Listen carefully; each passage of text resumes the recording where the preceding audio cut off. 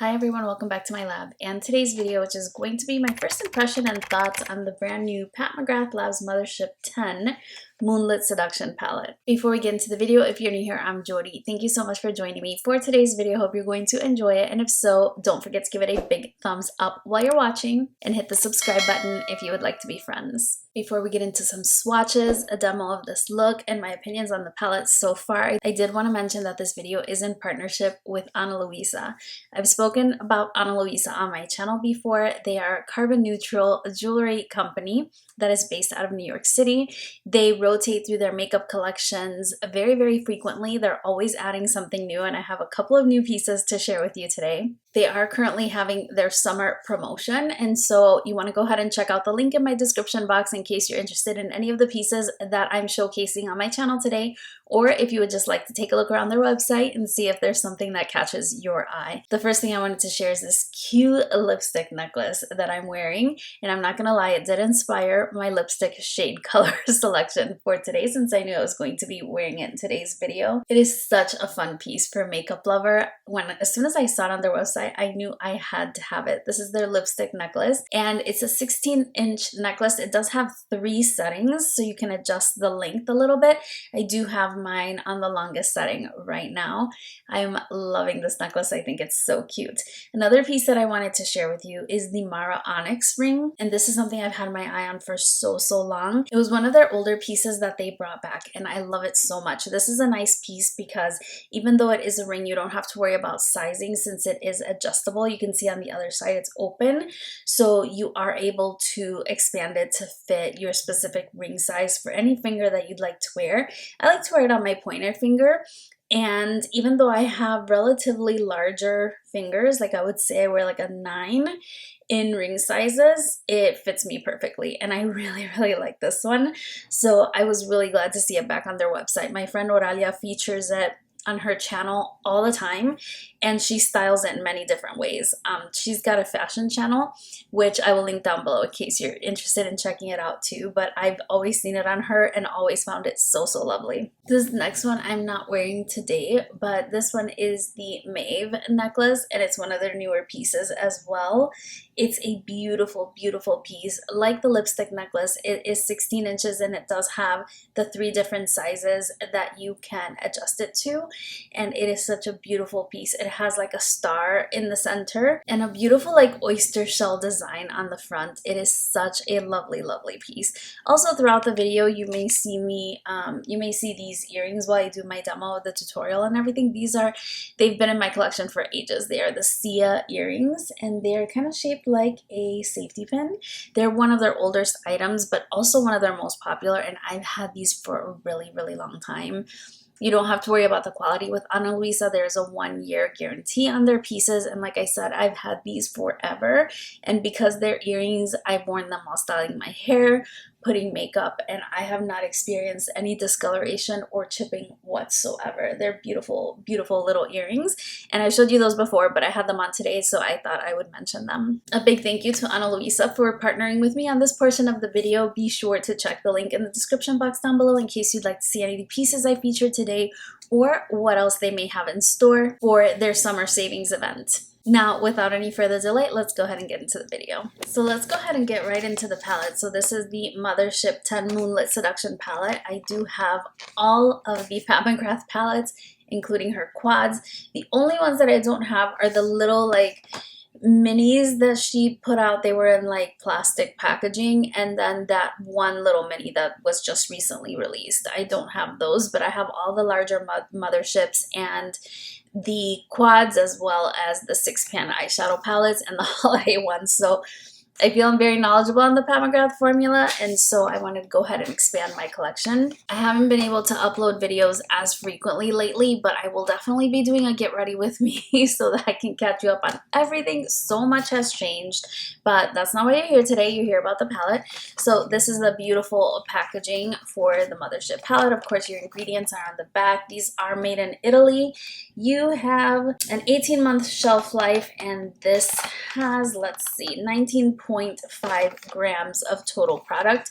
When you open it up, the palette comes inside, and then you have your typical card with the names of the shades. You know, I don't know what's going on when these cartons are being assembled, but I've noticed now that when they arrive, they're actually, like, they're put together a little haphazardly, I'm not gonna lie. In most cases, most of my palettes have been ripped, and usually I have to like press it in and put a little piece of tape because I do keep the packaging. It's so pretty and it looks really nice displayed on my shelf too. And yeah, it's just something I wanted to point out. And here's her typical Mothership packaging. It's beautiful, heavy, beveled, mirrored, you know, everything. By this point, we're familiar with the packaging. And on the backside, she has included a sticker which identifies the palette, which I think is a really good addition. When you open it up, here is what these shades look like. And you know, I was happy to see that it wasn't pink, although I do feel that it's still a little bit in the rose neighborhood, especially when you consider this shade right here. And then also right now on the screen, this shade is looking maroon to my eye, but on the screen it's looking like a silvery blue, kind of like a duochrome shade. So let's see if I can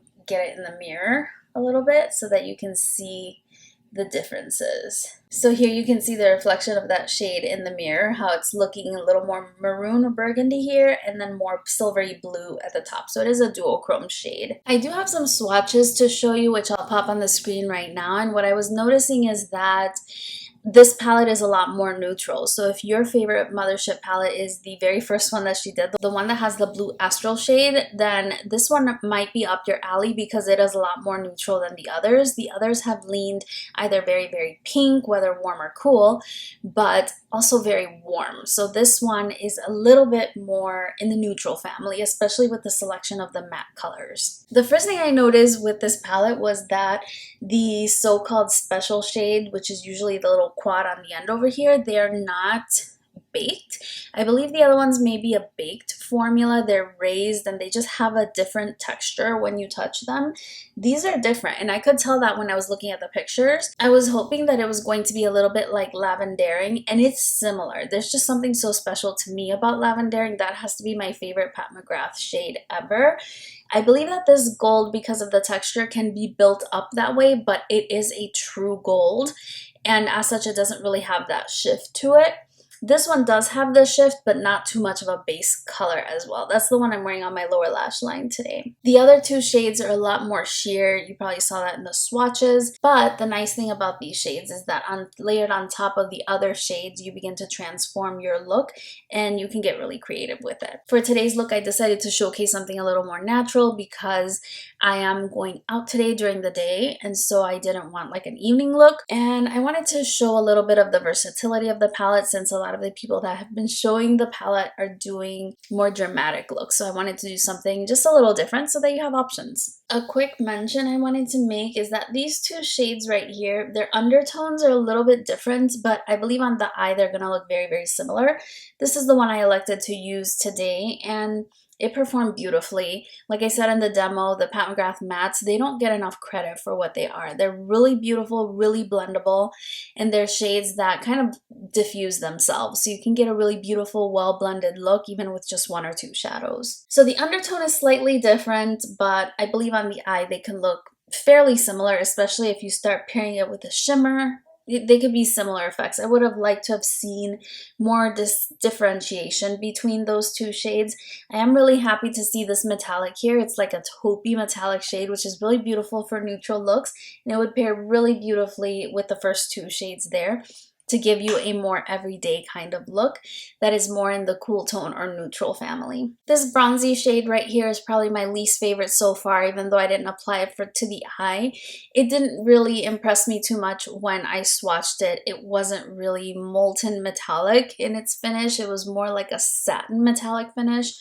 And the shade also is not my personal favorite. I think it's because it's a little close to my skin tone, so it doesn't do much for me. So yeah, right now that's probably the shade I could have done without. The shade here in the upper corner is probably the most redundant amongst all her other palettes, because every single Mothership palette has a shade that is very, very similar to that. The undertones, yes, they're different, but once you apply it, like if I applied it and I didn't tell you what Mothership palette I was wearing, you probably wouldn't be able to tell what my brow bone or inner corner highlight might be, but it is nice that she includes a shade to make the palette sort of a cohesive and complete palette. Again, really interesting that she changed the formula of the astral shades. If you know what's going on with that, I would love to know. I did notice the price on these went up. These retail now for $128, and you know, I didn't pay the $128 because every time Pat McGrath has a launch, of course, she has that 10% discount that you can get, and then she does bundles. And I noticed that the palette was available in a bundle with one of those little blush duos that she released just prior to this, as well as one of the newer highlighters. So I went ahead and I picked that up because I hadn't purchased from that collection, if you can believe it. So yeah, it's gonna retail $128. I mean, at this point, with how everything is more expensive, I'm not surprised. At least it was only $3, considering the price is already $125. And I wanted to go ahead and make my video because I did invest the money at full price rather than waiting when she has one of those 30% off sales like I think you should do if you're interested in buying the palette, because a sale will definitely come. I'm not sure if the palette's going to be available at Sephora right now as of when I'm filming. I'm not seeing it on their website, but the others have come to Sephora, and so it still might.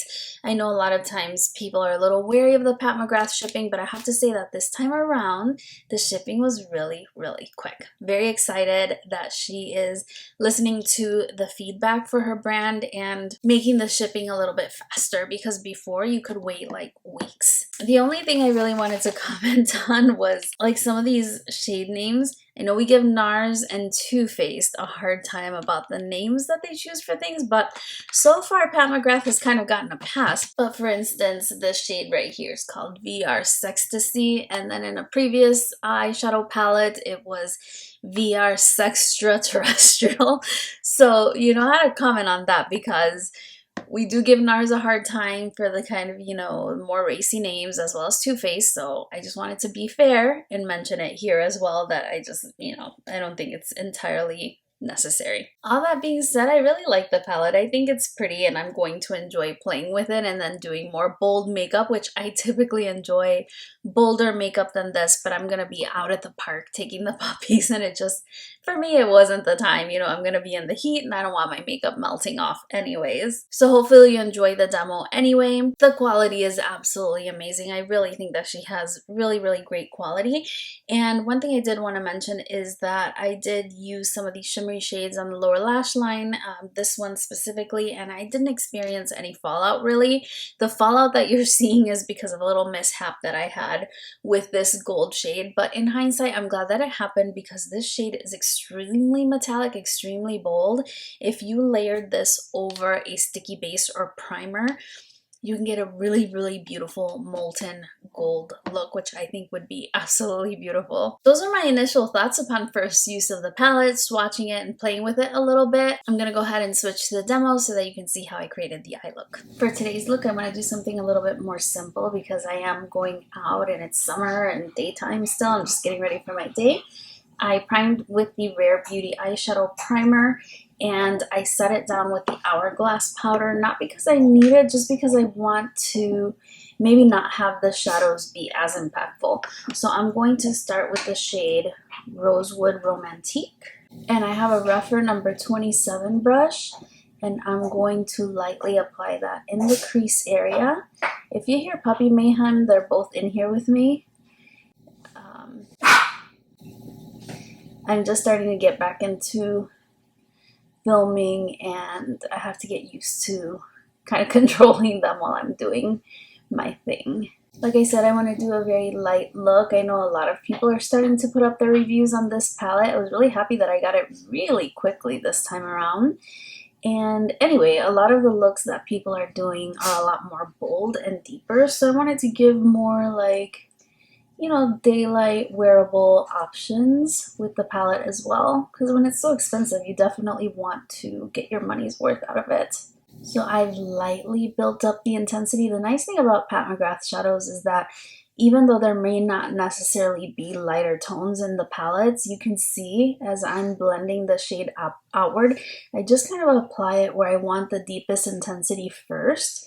And then as I blend, it just fades gradually. They're kind of like self-blending. They're really pretty shadows. I always say she doesn't get enough credit for her matte shades. Okay, I'm happy with how that looks. So now I'm going to take the shade Extreme Nocturne and a reference number 29 brush, and I'm just going to create a smoky wing with that.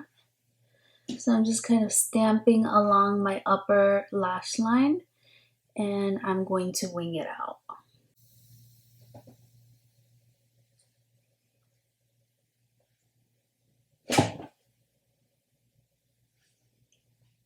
This technique is actually one of the easiest ways to do wing liner, especially if you have hooded eyes like I do. And also for daytime, it kind of gives you a little bit softer look. For a brow highlight, on a reference number 26 brush, I'm using the shade Skin Tense Glow. And I'm just going to apply it right underneath the brow arch. That was actually pretty intense. A little more than I was anticipating, but I should have known better. I'm just gonna go ahead and blend it out. Now, even though this is still a daytime look, I still want to try those astral shades. So this is VR Sextasy, and I'm going to apply it on the lower lash line with a rougher 03 brush. And I'm going to use it as sort of liner underneath the lower lash line. Again, just to try it out, but also give you a different option on how to use it. You're not going to be able to see the shifts as much because obviously I'm covering a smaller area, but I think at least we'll see how the shade performs. And like I said, I did dampen my brush just because of the area in which I'm working and the technique I'm using. I don't want to risk getting fallout underneath my eyes. This is really pretty. I think it's really different. I don't know if the camera is picking it up, but I think it just gives it a slightly different look to what I've seen other people share on their channels. And again, I'm just kind of dapping into the shadow and then I spray my brush afterwards. I don't dip a damp brush into my shades. I'm using the Charlotte Tilbury setting spray just because it does have really good staying power. And again, I want it to last. I'm going to be out in the heat and walking around outside since I'm working on socializing my puppies. For my inner corner, I'm using the shade Blitz Venus, and I'm back with the rougher number 26 shade. And this time I didn't dampen my brush. This is really close to my tear duct. And usually if I dampen my brush, it makes my eyes water. So I'm just working with a dry brush. And I'm applying that to the inner corner. I think just for science, I'm going to apply a tiny little bit of this gold shade just in the center.